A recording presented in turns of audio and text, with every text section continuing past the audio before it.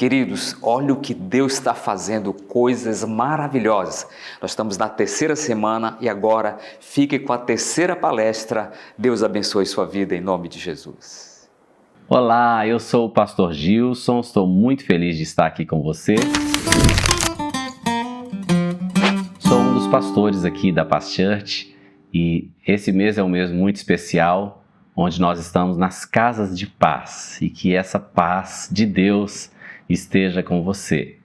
Eu estou aqui para compartilhar com você um pouco da palavra de Deus hoje, mas eu gostaria de começar com uma história que eu ouvi um pastor, amigo nosso, contando. Essa história me chamou muito a atenção.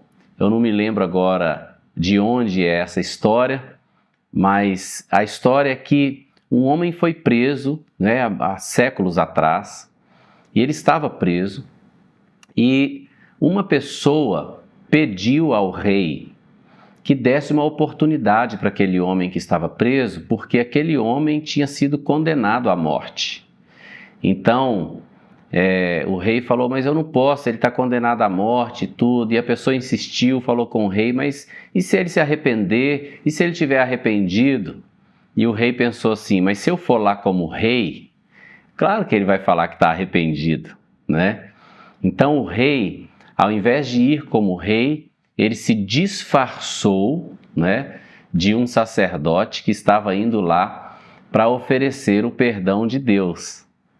Então, quando ele chegou lá e foi conversar com aquele preso, o preso então não demonstrou arrependimento, não queria consertar a vida dele com Deus, E o rei, disfarçado de sacerdote, falou com ele, olha, mas se você se arrepender, sua vida pode mudar, Deus pode te dar uma nova oportunidade.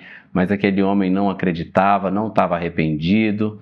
E o rei, então, disfarçado de sacerdote, foi embora, chamou a pessoa que tinha pedido uma nova chance para o preso e falou, olha, infelizmente, ele realmente não está arrependido. Eu fui lá, ouvi o que você me pediu, mas ele realmente não está arrependido. E eu não posso descumprir a lei com ele, ele está condenado, ele vai ter a pena de morte. Então eles falaram com aquele preso, falou, olha, aquele sacerdote que estava aqui era o rei, e ele veio aqui para ver se você estava arrependido. Se você tivesse arrependido, ele ia libertar você. Mas porque você não estava arrependido, não demonstrou arrependimento, então você vai ter que seguir para a sua pena de morte. Aquele homem ficou tão impactado com aquilo, foi levado depois para a execução. Lá no momento da execução, eles perguntaram para ele, você quer falar alguma coisa? Então aquele homem falou, sim, eu quero falar. E aquele homem falou a seguinte frase, hoje eu estou aqui, sendo condenado, não pelos pecados que cometi, mas pelo perdão que não recebi. Isso é tão forte. Porque se você ler Filipenses capítulo 2, versículo 6 em diante, vai falar sobre Jesus. E lá fala assim, pois ele, subsistindo em forma de Deus, não julgou como usurpação o ser igual a Deus, antes se esvaziou, assumindo forma de servo, e reconhecido na figura humana, se humilhou, tornando-se obediente até a morte e morte de cruz. Assim como aquele rei da história, ele vestiu uma roupa mais humilde para falar com aquele que estava preso, assim também Jesus, que é o Rei dos Reis e Senhor dos Senhores, ele se esvaziou da sua divindade. Porque esse é um detalhe muito importante sobre Jesus, que algumas pessoas, por incrível que pareça, não sabem. Jesus, ele não passou a existir quando ele nasceu de Maria.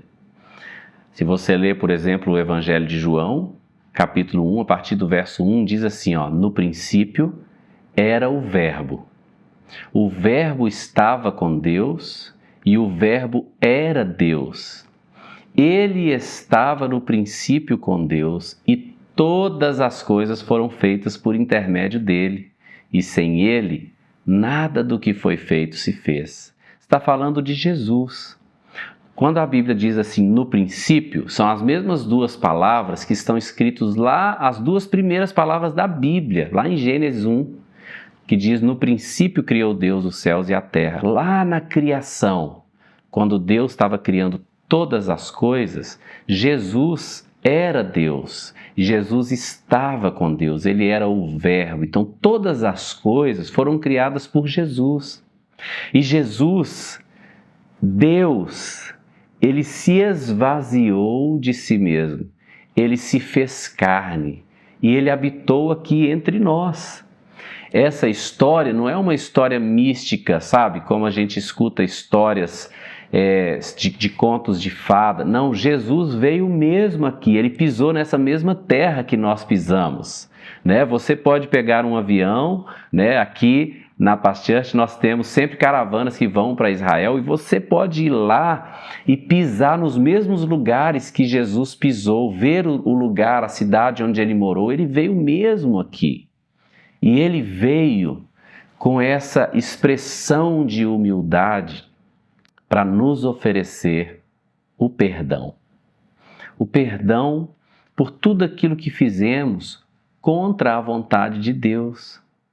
É muito interessante que a Bíblia diz que, se sendo nós pecadores, ainda assim Ele nos amou, né? O Senhor entregou a sua vida por nós, sendo nós ainda pecadores. A Bíblia diz, muito mais agora sendo justificados, seremos por Ele salvos da ira. Veja bem, o que o texto está dizendo? Quando nós reconhecemos Jesus como Deus e entendemos que Ele morreu naquela cruz, levando sobre Ele naquela cruz todos os nossos pecados, Ele foi condenado pelos nossos pecados para que nós não fôssemos condenados.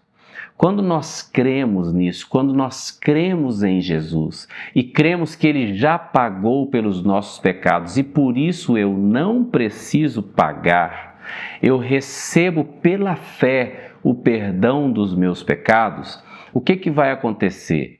Eu vou me tornar justo aos olhos de Deus. Por quê? Porque a conta do meu pecado já foi paga por Jesus. Então, quando o inimigo, Satanás, ele quer cobrar o nosso pecado, o Senhor fala, não, já foi pago. Jesus já pagou. Você está entendendo? Então, nós nos tornamos justificados.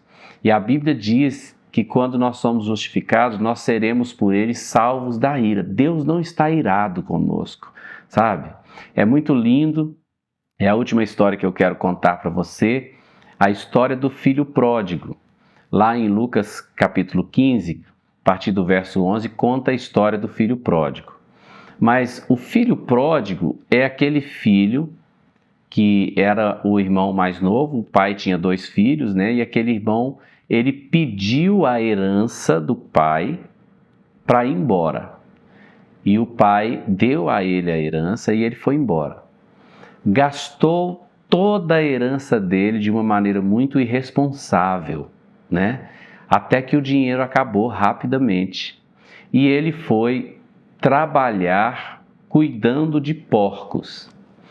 Quando Jesus contou essa parábola do filho pródigo, ele estava falando para judeus.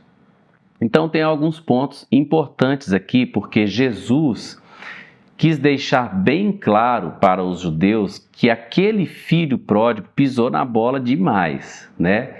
Primeiro porque um dos 10 mandamentos, né, para os judeus, está lá em Êxodo capítulo 20, um dos 10 mandamentos, que é o primeiro mandamento com promessa, é honra teu pai e tua mãe. Então Jesus estava deixando bem claro que esse homem, esse filho pródigo, ele desonrou o pai. Depois ele também desonrou a herança do seu pai, porque ele gastou irresponsavelmente a herança, não é? Também o texto diz que ele gastou esse dinheiro com a prostituição, com meretrizes. Então é outro pecado muito condenado, né, que a Bíblia, no Antigo Testamento, tem várias leis, né?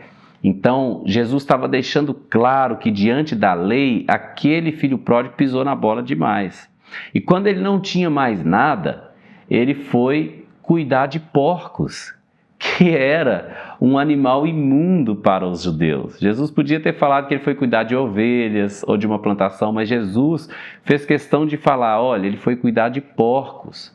E aí Jesus piorou a situação, Jesus falou, olha, ele queria comer a comida que os porcos comiam. O que Jesus estava fazendo era pintando para os judeus um quadro assim, olha, esse filho pródigo, ele foi no fundo do fundo do fundo do poço.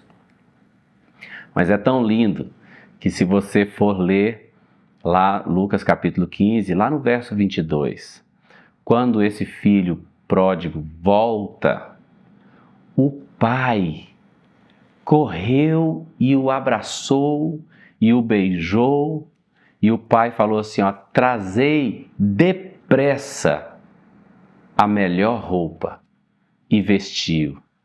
Eu acho tão linda essa palavra depressa, porque o pai tem pressa em nos restaurar.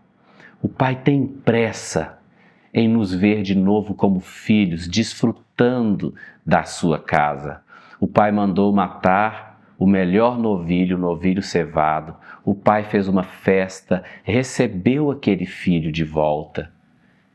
E isso está nos mostrando como o pai se alegra em receber de volta filhos que se afastaram.